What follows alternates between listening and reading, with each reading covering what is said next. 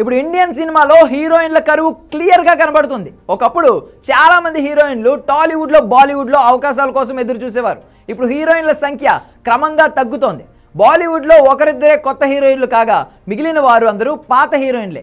మన తెలుగులో అయితే ఇతర భాషల హీరోయిన్ల కోసం ఎక్కువగా ట్రై చేస్తున్నారు. లేదంటే రష్మిక మాత్రమే చాయిస్గా కనబడుతుంది. ఇప్పుడు మీనాక్షి చౌదరి, మృణాల్ ఠాకూర్ కూడా ఛాన్సుల కోసం ట్రై చేస్తున్నారు.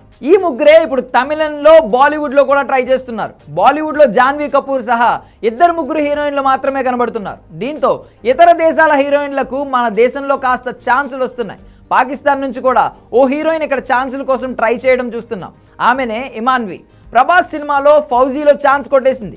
హను రాఘవపూడి డైరెక్షన్లో వస్తున్న ఈ సినిమాలో ఆమె హీరోయిన్గా నటిస్తోంది. మెయిన్ రోల్ ఆమెకే ఇచ్చారు. మంచి డాన్సర్ కావడంతో ఆమె ఖచ్చితంగా పాన్ ఇండియా లెవెల్లో డామినేట్ చేయొచ్చు అంటున్నారు.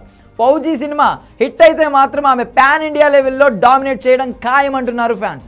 అయితే ప్రభాస్ సినిమా కంటే ముందు ఆమె సుడిగాలి సుధీర్ హీరోగా వచ్చే గోట్ సినిమాలో నటించాల్సి ఉంది.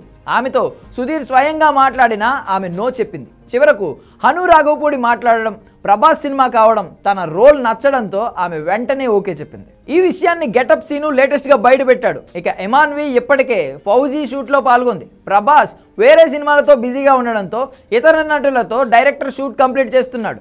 అందుకే ఇమాన్వితో ఓ సాంగ్ షూట్ కూడా ఫినిష్ చేశారు. అలాగే ఓ చేజింగ్ సీన్ కూడా కంప్లీట్ చేసినట్లు టాక్. న్యూ ఇయర్ కానుకగా ఈ సినిమాను పోస్టర్ ఒకటి రిలీజ్ చేసే ఛాన్స్ ఉందని టాక్ వినిపిస్తోంది. వచ్చే ఏడాది సినిమా రిలీజ్ కావచ్చు అంటున్నారు. ప్రభాస్ చేతిలో ప్రస్తుతం రాజా సాబ్, ఫౌజీ, స్పిరిట్, సలార్ 2, కల్కి 2 ఉన్నాయి.